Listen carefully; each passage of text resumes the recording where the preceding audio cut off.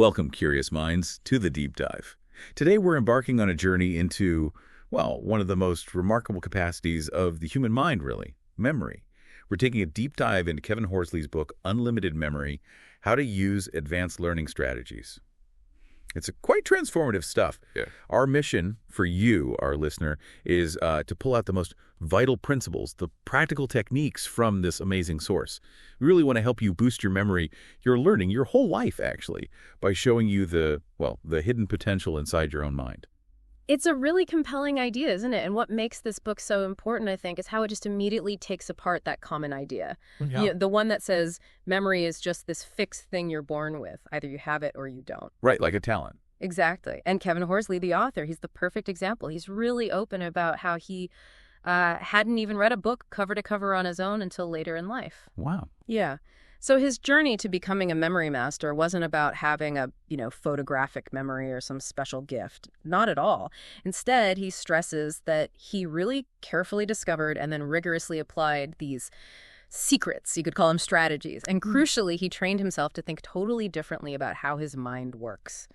It's really a testament to the idea that memory is a skill. It's like a muscle you can build up, not just some static thing. That's such a crucial difference, strategy, not just being gifted. And the impact of actually using these strategies, it seems pretty undeniable. The book has this really powerful testimonial from a Dr. Marius A. Welgemanode. His story is, it's quite striking. It really is. He talks about starting medical school as just an average student, really struggling with a huge amount of information. Oh, I can only imagine. Medical school. Exactly. But then, after finding and really sticking with Kevin Horsley's methods, he achieved a straight A academic record. Straight A's! That's incredible. It's a huge turnaround, especially in a field like medicine that's so demanding, so information heavy. And what's really powerful about Dr. Welgemode's story is that it wasn't just about grades. That's what stands out. He specifically says these principles didn't just change his school performance, they also enhanced self-confidence and had a positive impact on his everyday life. Beyond the classroom. Exactly, which connects right back to the book's main message. Improving your memory isn't just about recalling facts or, acing tests. It's about unlocking this wider, unlimited potential that affects everything you do. It empowers you way beyond just studying. It kind of shows how memory is the glue, really, holding together our experiences, our knowledge, our sense of who we are. It feels like memory has gotten a bit of a bad rap over the years, doesn't it? It really has. For so many people, just the word memory makes you think of rote learning and cramming, those awful tedious sessions from school. Yeah, the painful stuff. But the book really pushes back against that. It suggests true memory is way more dynamic, more creative, and ultimately much more empowering. It's about engaging, not just repeating. Precisely. And Horsley makes this really profound point.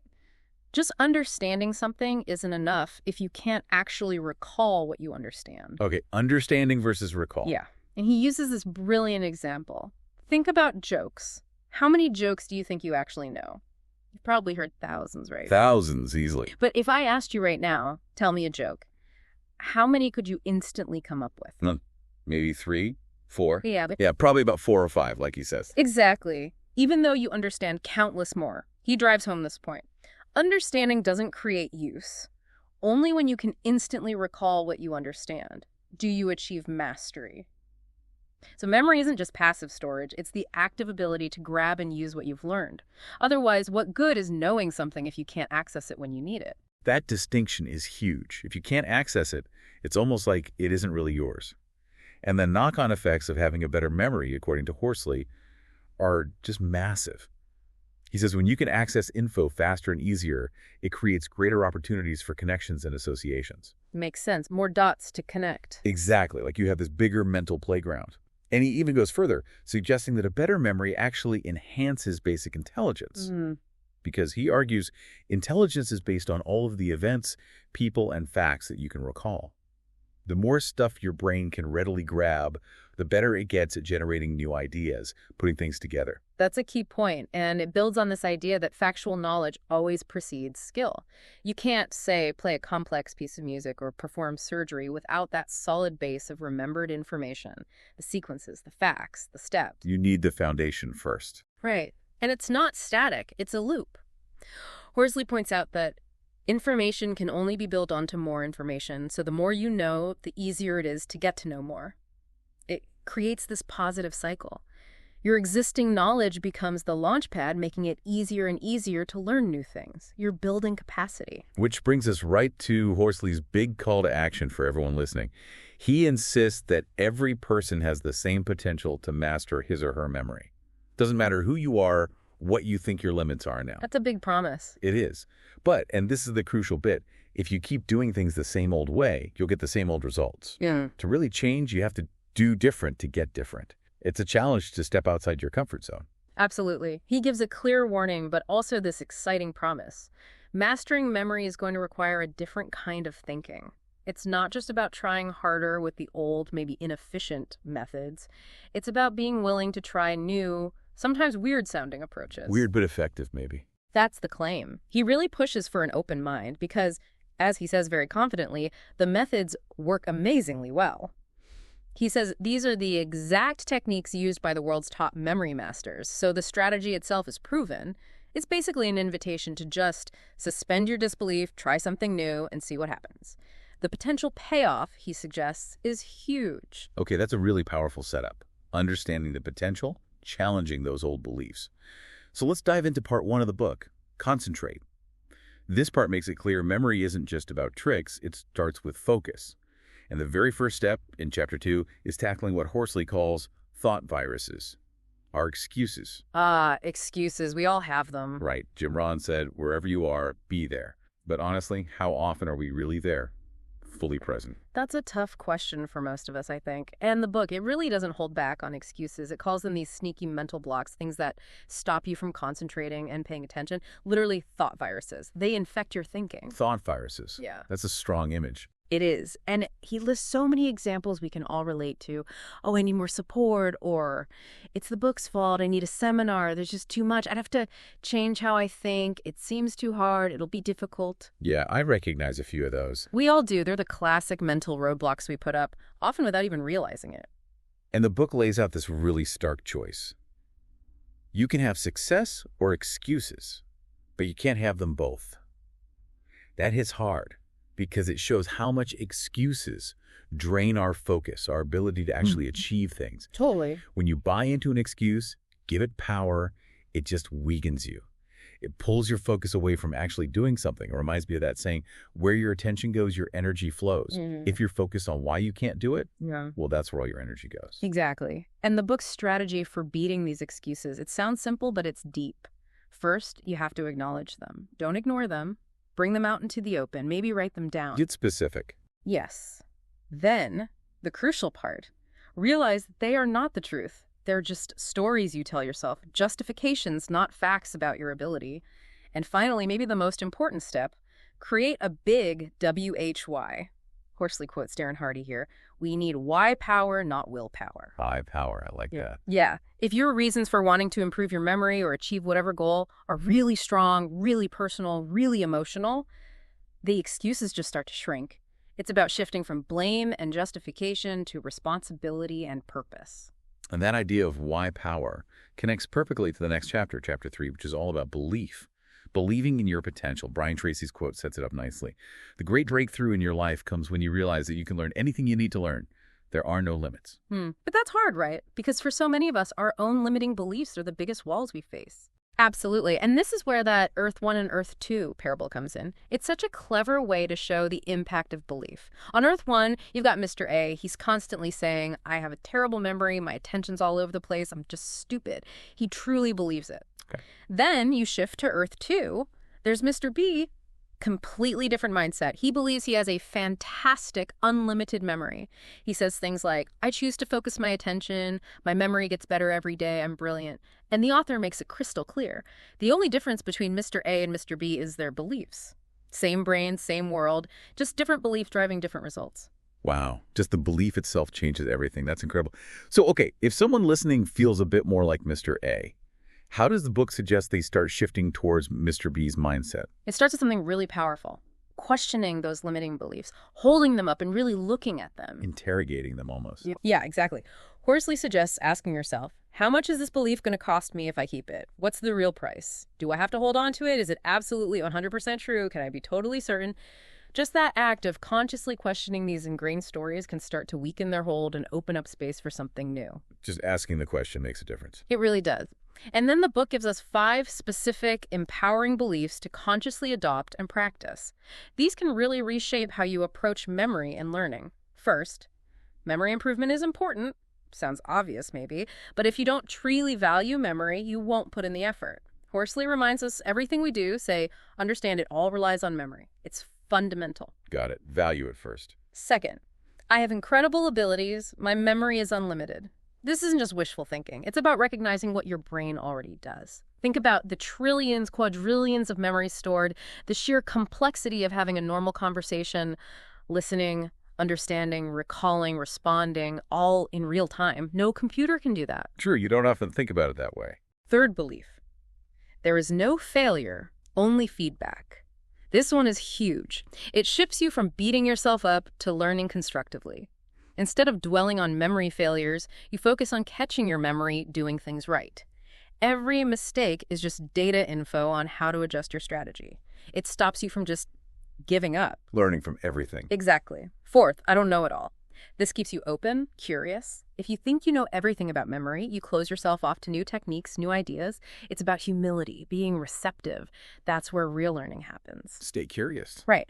And these beliefs, once you start internalizing them, they create the mental framework, the foundation for all the practical memory techniques to actually work effectively. That's a perfect lead into Chapter 4, which tackles attention head on. The book says flat out, if you have no attention, you have no retention. It's basic, right? You can't remember what you didn't notice in the first place. Yeah. And I love the metaphor it uses attention as an Olympic athlete. It needs training, consistent practice, not just something you expect to show up on demand. It's so true. And our modern world, it's practically designed to wreck our attention spans. All the pings, notifications, endless scrolling. It fosters what the author calls continuous partial attention. Continuous partial attention. Yeah. Yeah, that sounds familiar. We're always switching channels mentally, just skimming. Yeah. The book even points out that busyness is sometimes just procrastination in disguise. Lots of activity, but no real focus. And then he makes this really interesting connection. Peace and concentration, he says, are the same thing. Peace and concentration. How so? When your mind is calm, free from that internal chatter and external noise, it can focus like a laser. Think about that example of having a fight at home. Oh, yeah. And then trying to concentrate at work. Impossible, right? That internal conflict just pulls your mind everywhere. Totally. So how do we actually build this laser focus, this peace? The book gives 4 key areas to work on. Right. The first is taking control of your inner voice, that constant self-talk we all have. A voice in your head. Yeah. But often we tend to catch ourselves doing more things wrong, right? Focusing on mistakes, being critical. The key is to consciously flip that script. Start catching yourself doing more things right. Use positive reinforcement internally. Horsley reminds us that negative self-talk is just a thought or a little voice. It's a pattern, and patterns can be changed. If you keep telling yourself negative things, you're setting yourself up for negative results. Okay, manage the inner critic. What's second? The second is huge, stopping multitasking. The book calls the whole idea a myth. It says the brain can really only focus on one thing at a time. Really? But everyone talks about multitasking. I know, but think about the analogy he uses. The lioness hunting. She focuses intensely on one wildebeest, not 2. Why? Because dividing her attention means she'll probably lose both. Okay. Compare that to the circus lion, confused by the 4 legs of a chair because it's trained to split its focus. That's us with our continuous partial attention. The solution isn't trying to do things simultaneously, which kills focus, but consecutive tasking. Consecutive tasking. Yeah. Full attention on one task, finish it, then move to the next. That, the book argues, is how you produce exceptional work. Nothing great comes from scattered effort. Makes sense. Focus on one thing well. What's the third area? Third is eliminating conflict, which links back to that idea of inner peace. Whether the conflict is inside your head, worries, regrets, or outside, with people or situations, it inevitably pulls your mind in many directions. It just wrecks concentration. That fight-at-home example really shows how our emotional state dictates our mental clarity. Got it. Minimize conflict for better focus. And the fourth? The fourth is eliminating worry. The book calls worry a very creative mental process, which is interesting. Creative. Because it's driven by these endless what-if questions. And those questions create these looping negative movies in your head. It's imagination, but used destructively. Horsley brings in Byron Katie's idea of 3 kinds of business mind, yours and God's. Basically, stay in your lane, focus on what you can actually control. The fix isn't to stop caring, but to change the question. Instead of what if, which just fuels worry, ask, what would I do if? That small shift turns worry into planning. It directs your mind to solutions, to action steps, instead of letting it spiral. Ultimately, this whole section aims to get your torch, your mind, your attention to stand still and shine brightly. Concentration, he says, is totally an inside job. Wow, that's such a solid foundation. Focus, belief, ditching excuses. It sets the stage perfectly. So now we move into part 2 of unlimited memory, which is all about creative use. This is where we get to imagination and the advanced memory methods. This feels like where the real techniques kick in. Yes, exactly. And the absolute core principle here is the power of imagination. Just think about reading a good novel. What happens in your head? You automatically create a movie in your mind, right? Totally. You see everything. You see the characters, the places, the action unfolds. And because you're doing that, creating those pictures, you effortlessly remember all the names, places, and events. It's your natural imagination working without you even trying consciously. It's true. But then the book points out when people switch from reading a story to learning, say, a textbook. They switch off the imagination. Right. They try to just mentally photograph the page like their brain's a scanner. They stop being creative. And yet the science backs up visuals. That quote from neuroscientist John Medina is powerful. Hear a piece of information, and 3 days later you'll remember 10% of it. Add a picture, and you'll remember 65%. 6 times better. That's huge. It's massive. And for anyone listening thinking, oh, but I can't make pictures in my mind, the book is really clear. It's a learned skill, not some special talent. We all have the ability. We just need to practice using it. Definitely. And to make those mental images really stick, the book gives us the C principles. These are like the rules for making unforgettable mental pictures. C. Okay, what does that stand for? S is for senses. You need to pull in all 5 senses. What does it look like, sound like, smell, taste, feel like? The more senses you involve, the richer the memory. E is for exaggeration. This is the fun part. Make your images way bigger or smaller than life. Make them totally illogical, absurd, funny. Like the examples. Exactly. A strawberry the size of a house. An elephant in a pink bikini, tap dancing. Make it weird, make it silly. Learning doesn't have to be serious. And the second E is for energize. Give your pictures action, movement. Don't make it a static photo, make it a movie. Dynamic. Yes. A running horse, or better yet, a horse doing backflips, is way more memorable than one just standing there. Make them vivid, colorful, dynamic, like something Walt Disney would create. Horsley says something really important here. When imagination and the will are in conflict, the imagination always wins. If you just try to force yourself to remember without engaging your imagination, it probably won't stick. Imagination is key. Okay, C principles. Senses, exaggeration, energize. That's the toolkit for making memorable images. With that foundation, the book starts rolling out the advanced memory systems. First up is the CAR method. Sounds simple, but it's framed as a long-term storage compartment, using something super familiar, your own car. That's the beauty of it. Yeah. You use parts of your car, inside out the roof, the tires, the driver's seat, the bonnet as mental pegs for new information. The book gives this great example of memorizing 14 superfoods. You'd link, say, salmon to the roof, maybe imagine salmon jumping off it, or blueberries stuck in the tire treads. Using the familiar structure. Exactly. Your car's layout is already locked in your long-term memory, so it acts as a ready-made, reliable filing system for the new stuff. Okay, but I can hear people thinking, wait, now I have to remember the car parts too. Isn't that just adding more stuff to remember? It feels a bit counterintuitive at first. It's a really common reaction, and the book tackles it directly. It clarifies you're not actually adding more load. You're using unused space in your long-term memory. He uses this great analogy. Try throwing water into a sieve. It goes right through. Yeah. But put a plastic bag or a container inside the sieve first, and the water stays put. Your long-term memory, things like your car layout, your name, your address, that's the packet, the container, It provides a stable structure to trap the water of new short-term information. You're linking the new and fragile to the old and solid. That's how it sticks. That makes perfect sense. Yeah. Leveraging what's already there.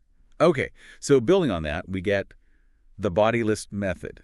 This sounds even more personal, using your own body as the memory palace. It is very personal and very effective. You consciously place 10 key bits of information on our body. It's great for abstract ideas because it forces you to get really creative with the images to link them to body parts and your body. It's always with you. Super portable memory system. So can you walk us through a couple of the book's examples to make it really concrete? Sure. Let's try a few memorable ones. First location could be your feet, linked to creative intelligence. You could vividly imagine standing on a bright light bulb symbolizing ideas that's burning your feet. Ouch. Or maybe you're painting a masterpiece on your feet. Okay, vivid. Then maybe your left hand for sensual intelligence. Picture a really gross, snotty nose, maybe wiggling ears, blinking eyes right there in your hand to represent the senses. Make it visceral. Ew, okay, got it. Your right hand could be for sexual intelligence. Here, the book smartly suggests you create your own vivid personal image, something meaningful to you. Then, up to your mouth for numerical intelligence. Imagine bright, colorful numbers flying out whenever you speak. Or you can only speak in numbers. And maybe on your nose or forehead, you see a spaceship landing for spatial intelligence. Maybe it flies right up your nose. The key, again, is SE, senses, exaggeration, energy. Make them wild. Those are definitely hard to forget. So the next concept is pegging information down, using rhyme and shape systems. It makes me think of that Nietzsche quote, "Forgetting has never been proved. We only know that some things don't come to mind when we want them." Like, the info's there, just missing the hook. Exactly. And pegging systems provide those hooks. The rhyme system for numbers is a classic. You create a rhyming word for each number. 4-door, 5-hive, 6 sticks. Easy to learn. Right. Once you have those pegs solid, you link new abstract info to them with crazy images. The book links 4-door to excitement and passion. So picture someone excitedly bashing down your door or squeezing passion fruit all over it. Okay. 5-hive is determination. Imagine determined bees trying to smash open a beehive. 6 sticks is flexibility. Maybe you're heading a super flexible person doing the splits with some sticks. It sounds weird, but that's why it works. It forces a unique link. The book also mentions the shape system, using shapes that look like numbers, like a pencil for 1, a swan for 2 as pegs instead of rhymes. Same principle. Got it. Creating strong, unusual links.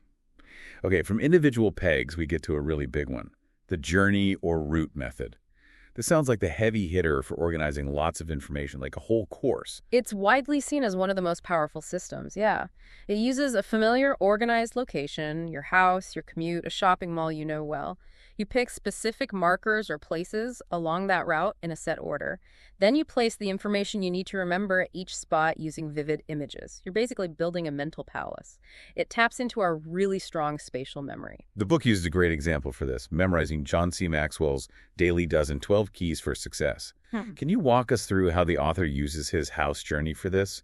Listeners can really picture it then. Absolutely. He uses 4 rooms, each with 3 specific locations or markers. Room 1 is the kitchen, first marker, the washing machine. Linked to attitude. Imagine someone with a terrible attitude jumping in to get cleaned up. Second marker, the fridge. For health. Picture healthy food bursting out, or maybe unhealthy food turning healthy inside it. Third, the stove. For family. See yourself cooking a huge meal for your family there. Room 2 is the TV room. Markers. Chairs for priorities. Only sit in the priority chair for important stuff. TV for thinking. A giant thought bubble comes out of the TV. Exercise bike for commitment. Maybe you're meticulously combing the bike, showing commitment. Combing the bike. Definitely memorable. Room 3 is the bedroom. Markers. Mirror for finances. See money flying out of the mirror, reflecting your financial state. Cupboards for faith. Place symbols of your faith on all the shelves. Bed for relationships. Here, he says, make your own personal image for important relationships. Room 4 is the bathroom. Markers. Bath for generosity. Imagine a genie pops out of the bath granting wishes. Shower for values. The shower head is made of solid gold, representing your values. And the toilet for growth. Picture a huge tree growing right out of it. Wow, that's so detailed and visual, it really sticks. And the book mentions reviewing the journey backward helps too. Yeah, reviewing it forwards and backwards strengthens the links. It helps you see the whole picture, but also zoom in on specific points, creates more pathways to retrieve the info. Brilliant. Okay, so we have these powerful systems. Now the book shifts to tackling specific common memory problems, starting with the big one, remembering names. Ah, yes, the bane of many people's existence. But the book starts with a game changer. There is no such thing as a good or bad memory for names. There is only a good or a bad strategy. That alone takes the pressure off, doesn't it? It's not me, it's my strategy. Exactly. And Dale Carnegie said, a person's name is to that person the sweetest and most important sound. So remembering names isn't just useful, it's a powerful way to connect with people. And the book points out memory champions can learn like 100 names in less than half an hour. It proves it's about technique and practice. Okay, so what's the strategy? The first step is crucial. Make an image out of the name to give it meaning. And you have to do it fast, right? In that 20-second window. Yes, that window is critical. The name fades quickly if you don't anchor it. The specific technique offered is the outstanding feature method. When you meet someone new, quickly spot an outstanding facial feature, maybe a prominent nose, unique ears, striking eyes. Then mentally link their name, or an image for their name, to that feature, perhaps by comparing it to someone else you know with the same name. So if I meet a new Sarah with big eyes, I link her eyes to the eyes of the Sarah I already know. Precisely. It forces you to really look at the person and make an active connection right away. And surprisingly, the author says even if you use the same feature for multiple names, there is never any confusion. He even suggests practicing this on Facebook. Just scroll through profiles and practice linking names to features. That's a clever way to practice. Yeah. Okay, next big challenge, remembering numbers. Most of us just repeat them over and over, which the book says is awful. Yeah, rote repetition is highly inefficient, so it introduces a much better way. The number code system, also known as the major system, developed way back in the 1700s. The core idea is genius. It turns abstract numbers into phonetic sounds, which you then weave into words. Vowels, A, E, I, O, U, and the letters W, H, Y have no value. They're just fillers to make words. Okay, so numbers become sounds, which become words. Can you break down the basic number to sound links? Sure, these are the building blocks. 0 is an S, Z, or soft C sound. Think of a wheel, looks like 0 making an S sound. 1 is a T or D sound, like the single downstroke in a T or D. 2 is an N sound, like the two downstrokes in a lowercase n. 3 is an M sound, 3 downstrokes in MM. 4 is an R sound. You can kind of see a 4 in the shape of an R. So the example, tomatoes becomes 1310, T1, M3, T1, SE0, ignore vowels. Or the number 321 could become words like mint, mend, mandy, M3, N2, TD1. It's like learning a new language for numbers. That is fascinating. A number language. And this forms the basis for a whole list of words for numbers 00 to 100, creating a giant peg memory system. Exactly. You pre-learn words for each number, like 10 XOs, 11 equals dad, 15 equals tail. Then you have 101 ready-made image pegs, 0, 100 linked to numbers. And how do you use that? The book mentions remembering dates. Yes, that's a perfect application. You take the last 3 digits of the year, turn them into a word image using the code, and then link that image vividly to the historical event, like 1926, first TV demo, 926, punch. Imagine you have to PUNCH the old TV to make it work. 1969 moon landing, 969 bishop. Picture a bishop on the moon conducting a service. 1901, first Nobel Prize. 901, a pasta. The prize is made of pasta. 1942, first computer. 942 equals barn. The huge early computer looks like a barn. 1801, first submarine. 801 equals fast. The sub was built incredibly fast. 1784, first newspaper. 784 equals caviar. The newspaper is covered in sticky caviar. It takes practice to learn the code, definitely, but once you have it, remembering numbers becomes so much easier and more creative. It turns something abstract into something concrete and often funny. Love it. Next up is art in memory, which is about literally turning info into drawings or pictures. That quote hits home. Interest level is measured by how much you remember. Make it interesting. Make it visual. It taps into the idea that every word is a picture drawn with letters, and our brains process images incredibly fast, especially 3D ones. It reduces the cognitive load. The book suggests practical ways: Google Images, hiring an illustrator, cutting pictures from magazines, or just simple doodles. It's about creative remembering, getting personally involved with the material.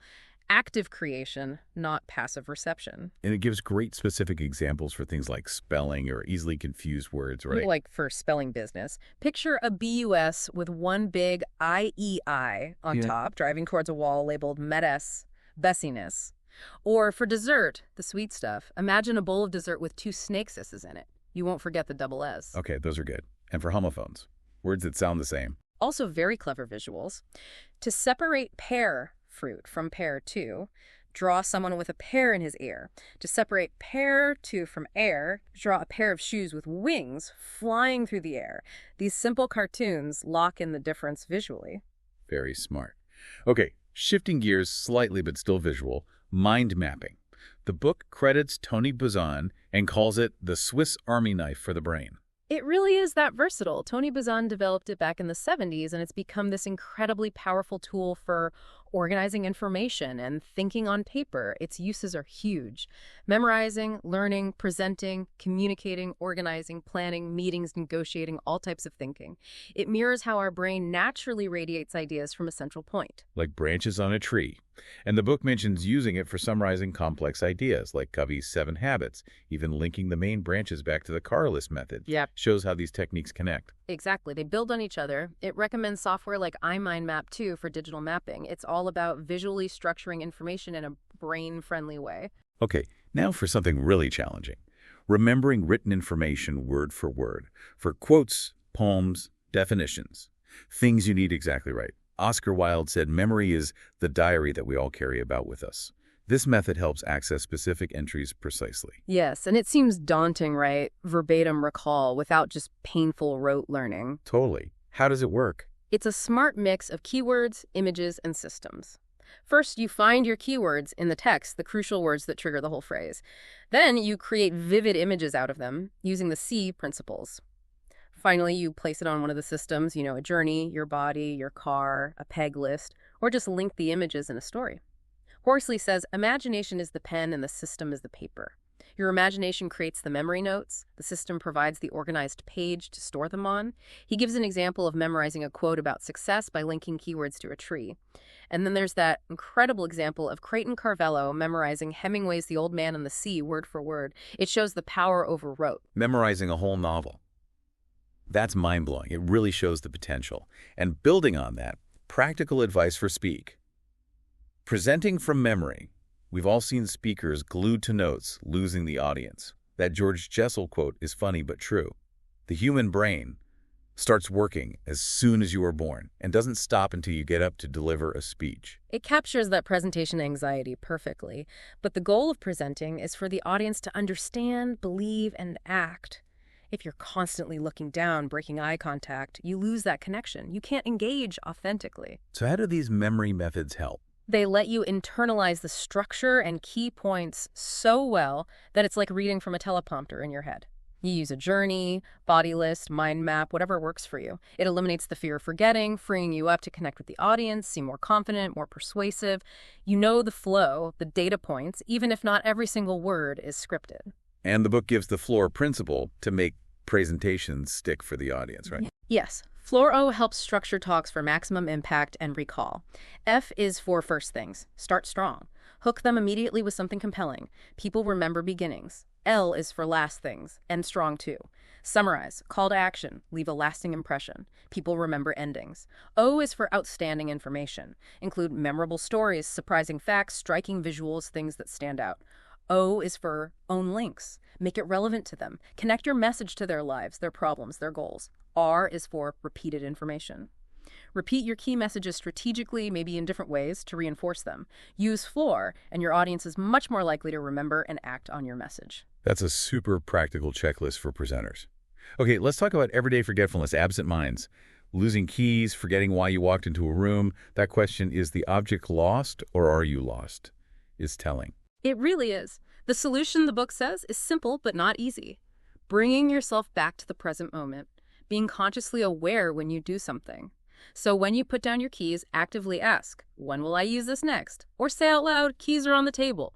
Or even use exaggeration. Imagine the keys exploding the table as you put them down. Create a mental snapshot. Inject awareness into the mundane. It comes back to single tasking again, doesn't it? Being present, getting organized, clearing clutter. That quote, chaos is the sexiest excuse for laziness ever invented. Ouch. Yeah, it hits hard. Having systems, designated spots for things, saves so much mental energy. The book also adds a psychological tip. Stop reinforcing the absent-minded identity by constantly telling stories about forgetting things. Focus your attention on being present instead. Shift the narrative. Good advice. Okay, from the everyday to the extreme. Remembering playing cards. The author claims he could do a shuffled deck in 45 seconds, or most of us would struggle for hours. It sounds like a magic trick, but it's a highly trained application of the systems. It heavily relies on the number code system. The first letter of the suit, D for diamonds, H for hearts, etc., combines with the number code sound to create an image for each card. Like 3 of diamonds is D plus M for 3, maybe an image of a dam. 10 of diamonds is D plus S for 0 equals dice. So you need an image for every single card. Ace of diamonds, date, 10 of hearts equals house, ace of spades equal, then what? How do you get the sequence? Once you have those 52 unique images firmly memorized, you create a journey of 52 places and you store each character on the journey. Or you link them all in one long, crazy story. It combines the image encoding with a spatial system journey, or linking, and the author calls it memory gym. It's intense practice that strengthens your overall memory muscles, focus, and association skills, even if you never compete. Memory gym, I like that. Builds mental muscle. Finally, the book applies all this to studying anything. This is where the payoff seems huge for students or anyone learning professionally. Definitely. As the quote says, learning new information isn't helpful unless it can be recalled later. The book is blunt. There is no learning without memory. Improving memory is improving learning. It points out that many university subjects, especially early on, are mostly memory-based. Having a good system is a massive advantage. And it's not just about exams, right? It's about real learning. The book warns against learning just to pass an exam, pushing for continuous lifelong learning. Absolutely. Practical steps include creating a memory vocabulary, pre-made images for common terms in your field, saves time later, and for huge topics, design a big system, like using a shopping center journey for an entire syllabus. He insists these methods work across fields, medicine, law, engineering, anything. The only limits are the excuses and judgments you bring and your willingness to actually do it. What an amazing toolkit. It really covers so much ground. Okay, that brings us to the final part, part 3. Sustaining mastery, continuous use. Learning the methods is one thing, making them stick is another. Chapter 15 hits on self-discipline. That Dennis Waitley quote is fantastic. Habits grow from cobwebs into cables that shackle and strengthen our lives. It's a powerful image, and the book hammers home the link between discipline and achievement. Mark Spitz, 7 Olympic golds. There has never, ever been an undisciplined world champion. What looks like talent is usually years of unseen, disciplined training. Discipline isn't punishment, it's raising your standards. So how do we build it? The book gives 4 pillars. First, create a vision. Connect to what you want. That quote, discipline is remembering what you want. Strong reasons beat weak excuses. Exactly. That why power again. Second pillar, plan. If you fail to plan, you are planning to fail. Schedule your memory practice like an important meeting. Do it even when you don't feel like it. Okay, vision, plan. Third, get an accountability partner. Someone to support you, keep you on track. And fourth, the big one, daily action. To build the habit, do something daily. The book dismisses the simple 21-day myth, saying true discipline takes longer and needs constant attention. It's a decision daily. Start fresh, each day.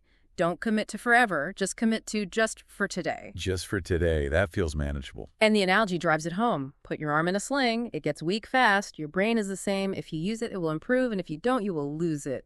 Life only rewards action, consistent action. Which leads right into the last chapter, chapter 16, review to renew. Because, let's be real, we forget things, even with good methods.